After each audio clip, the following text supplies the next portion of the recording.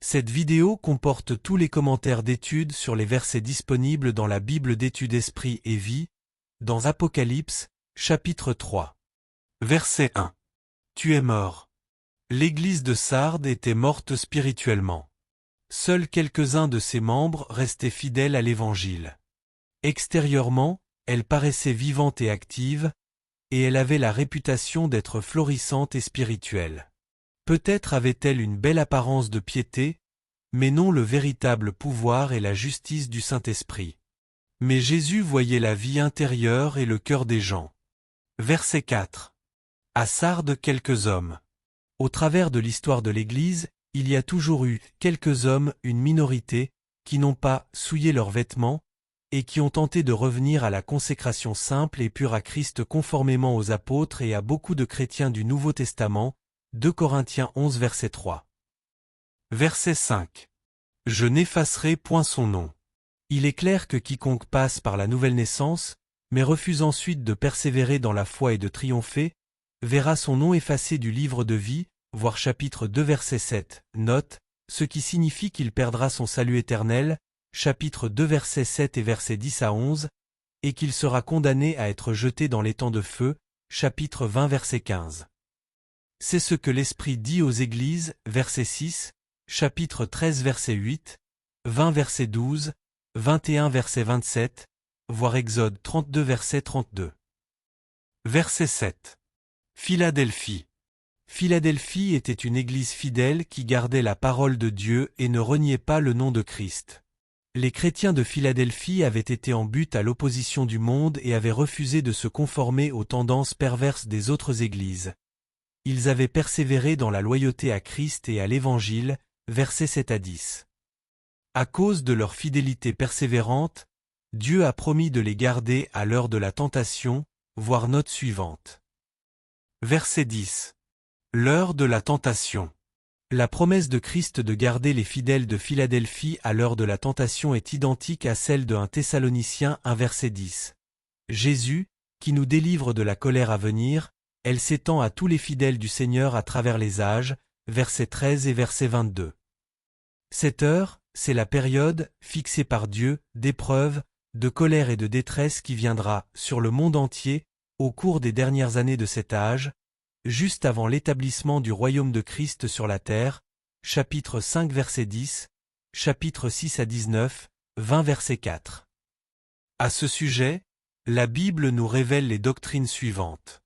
Premièrement, ce temps d'épreuve correspond à la colère de Dieu sur l'impie, chapitre 6 à 19, Ésaïe 13 verset 6 à 13, 17 verset 4 à 11, Daniel 9 verset 27, 12 verset 1, Acharie 14 verset 1 à 4, Matthieu 24 verset 9 à 31, voir 1 Thessaloniciens 5 verset 2, note, voir l'article sur la grande tribulation. Deuxièmement, c'est également à cette époque que se déchaînera la colère de Satan sur les hommes pieux, c'est-à-dire sur ceux qui auront accepté Christ au cours de cette période terrible.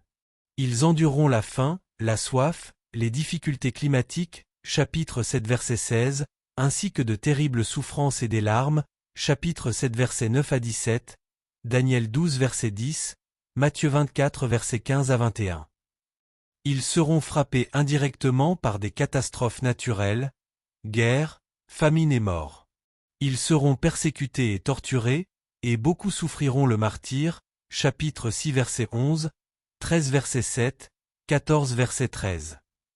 Ils endureront les assauts de Satan et des forces démoniaques, chapitre 9 verset 3 à 5, 12 verset 12, et subiront la violence des impies et la persécution de l'Antéchrist, chapitre 6 verset 9, 12 verset 17, 13 verset 15 à 17, ils n'auront plus de maison et seront obligés de fuir, terrifiés, Matthieu 24 verset 19.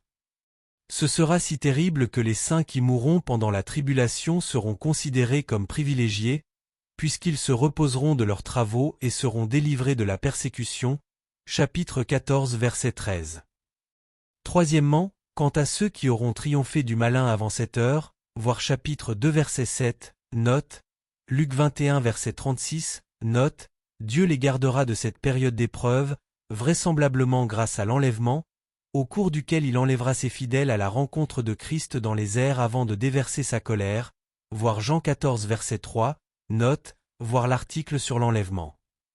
Cette délivrance constituera une récompense pour ceux qui garderont fidèlement et avec foi la parole de Dieu. Quatrièmement, dès à présent, pour échapper aux jugements qui vont fondre sur le monde, les chrétiens doivent s'efforcer de rester fidèles à Christ et à sa parole, et d'être particulièrement vigilants dans la prière, voir Luc 21 verset 36, note, afin de ne pas se laisser séduire, voir Matthieu 24 verset 5, note. Verset 11. Je viens bientôt. Le lien étroit qui existe entre ce verset et le verset 10 indique, premièrement, que les chrétiens seront délivrés lors de la venue de Christ pour enlever son Église de la terre, voir 1 Thessaloniciens 1 verset 10, 4 versets 14 à 18, et, deuxièmement, que cette délivrance de la tribulation sera exclusivement réservée aux fidèles de l'Église qui seront restés fermement attachés à Christ et à sa parole, verset 8. Versets 15 à 16. Ni froid, ni bouillant, tiède. C'est ainsi qu'est décrite la condition spirituelle de l'Église de Laodicée. Premièrement, une Église tiède se mêle au monde et ressemble à la société qui l'entoure. Elle professe le christianisme, alors qu'en réalité, elle est spirituellement misérable et pitoyable, versets 17 à 18. Deuxièmement, Christ avertit solennellement l'Église qu'il condamnera les tièdes, versets 15 à 17.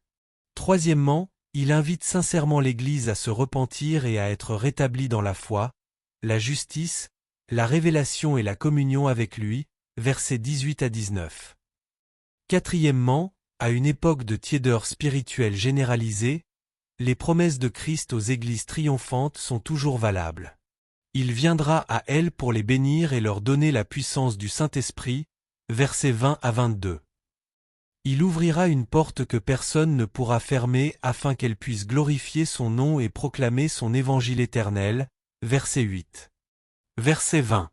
Si quelqu'un entend ma voix, imbu de sa prospérité et de sa mondanité, versets 15 à 18, l'Église de Laodicée avait exclu le Seigneur Jésus-Christ de ses assemblées. L'invitation que Christ adresse derrière la porte est celle d'une communion avec lui pour quiconque se repent et triomphe de la tiédeur spirituelle de l'Église, verset 21. Verset 22. L'Esprit dit aux Églises. La distinction qui est faite entre les Églises et le Saint-Esprit doit être continuellement entretenue. Les Églises sont subordonnées à l'Esprit de Dieu et à sa parole inspirée, 2 Timothée 3 versets 15 à 16, 1 Pierre 1 verset 24 à 25, 2 Pierre 1 verset 20 à 21. Cette distinction peut être résumée par les doctrines bibliques suivantes. Premièrement, l'Esprit n'appartient ni aux Églises ni à une quelconque institution religieuse humaine. Il est l'Esprit de Dieu et de Christ, et non l'Esprit des Églises, verset 1. Il est libre de venir et de se retirer suivant les critères divins, voir Jean 1 verset 33, 7 verset 39, 14 verset 17. Deuxièmement, le Saint-Esprit représente la seigneurie actuelle de Christ sur les Églises. L'Esprit et la parole constituent l'autorité suprême. Les Églises doivent constamment juger leurs croyances et leurs actions selon l'Esprit. Jamais elles ne doivent s'appuyer sur elles seules.